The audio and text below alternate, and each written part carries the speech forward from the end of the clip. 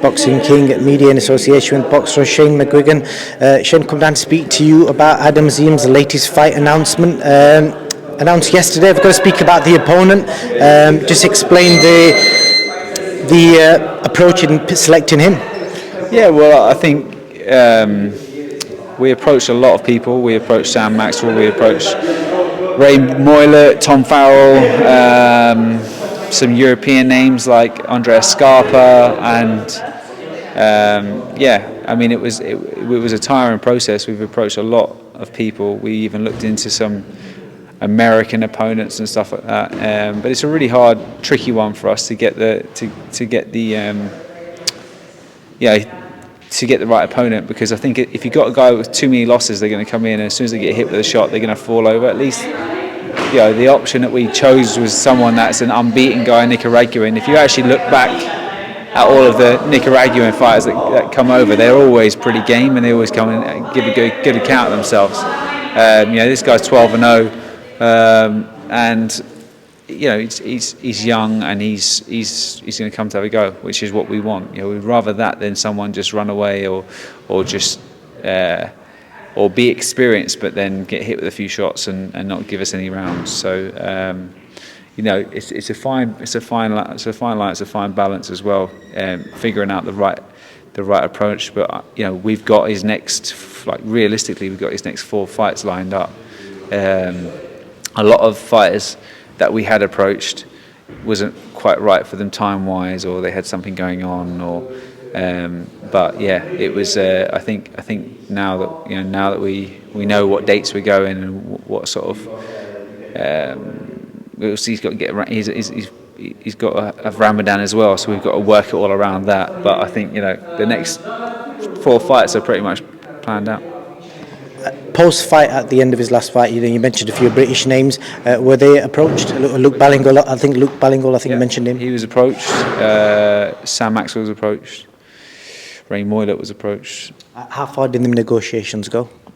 With Maxwell, it went pretty far. There was about 3 or 4. I think it was like 3 or 4 offers that went down. Obviously, we want that Commonwealth title. It would be a great belt to have, but he's been offered a counter deal. So and I think ours was probably more money. It would have just been activity on his side. So, it's got to work out for these fighters as well. I'm not just sitting there throwing shade at them saying, "Oh, you didn't want the fight." It has to work out for them. So we completely understand. But the only problem with a lot of these fighters is that turning it down because they feel like that fight's always going to be there, but it's not, because he's just going to catapult through that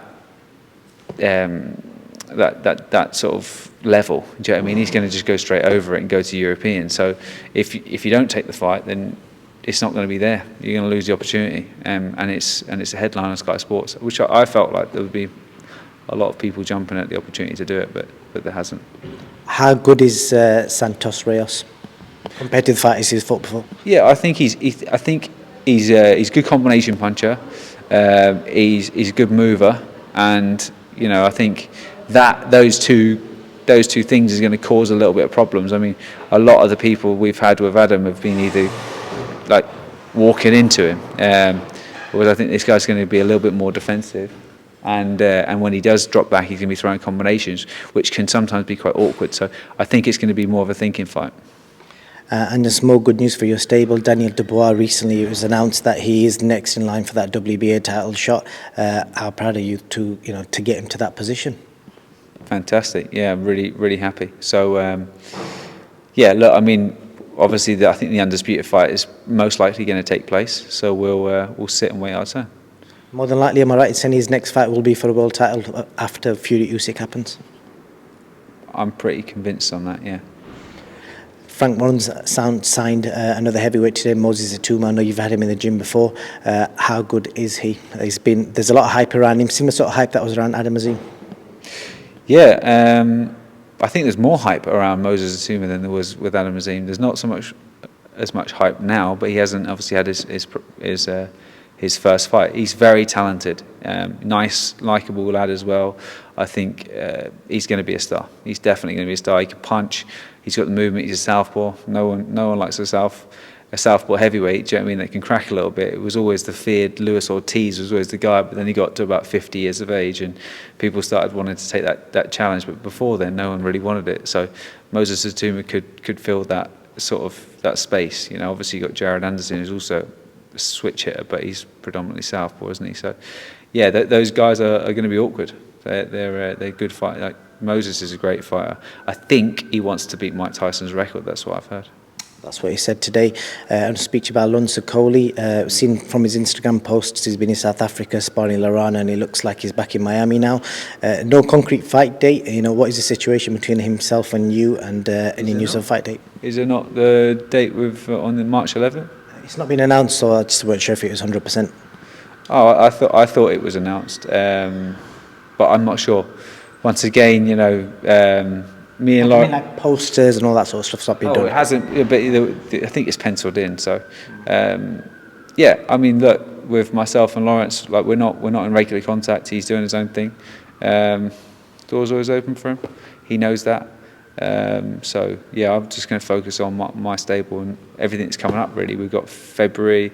Ellie Scotland's going to be out late February. I've got Robbie out in March. Potentially might have Adam out in March again. So. End of March or whatever. So yeah, we're just going to keep busy with doing our thing. Last question. It appears from reports this morning that Anthony Joshua has picked Derek James to be his next trainer. Your initial thoughts on that selection? I think it's good. Yeah, I think Derek James, you can't knock it. He's a great trainer, and he's done wonderful things with the fighters that he's with. So good choice, especially if he's going stateside. It's a good choice. I mean, you can always go for the names that are like Roach or Sugar Hill and stuff like that, but Derek James has brought them through. So yeah, it's not going to instantly be a relationship where he's just going to suddenly go up 20% in his performance. Like he's going to be boxing guys. If he boxes Dempsey McKean, for instance, it's subpar to Usyk, so he'll be able to look better no matter who's in his corner. But it's about making those changes, so you know when you do step up again to the top level that you've implemented them and you've had time to implement them, and yeah, you can you know change the wrongs, and I think it's a perfect time as a coach to get him because they have time. Eddie Hearn did an interview with his son, and he's talked about ages, the way he's been training under the previous coaches, saying that he's been making notes about what he's doing, and in between rounds he's been looking at notes rather than just getting on with it, and he kind of suggested he should have stuck with Rob McCracken. Have you heard any of that sort of stuff before with your fighters, and what do you make of all that? No, we don't make notes. We make mental notes, and you know we can film it, and at the end we can review it, but you don't change things during sparring. It's all during pad work and stuff like that, because you got to fight. Like boxing's not just a thinking sport; it's an intensity sport. You know, there's been many fighters out there in the past that have lacked skill and finesse, but they've made up for it in work ethic and determination, and that's a massive element in boxing. You know, obviously to like be an Andre Ward, dissect boxing and break it down, but if you actually look at what he's doing, he's still grafting. You can't just knock your heads together and be two wizards and start thinking about boxing like that. It's just not the way it works. It's you've got the crux of it is work ethic and pace and determination, and then the rest is technique and holding your form when you're tired. And if you're not ever letting yourself get tired because you're writing notes or you're analysing things, then you won't hold your form when you're tired. And 9 rounds into the fight with Usyk, he lost his form. You're regarded as one of the top trainers in the UK. There was suggestion that he may trial you out last time. During this recent search of looking for a new trainer, did he make an approach to yourself? No. On that note, Shane Mcguigan, thank you very much. Thanks, man.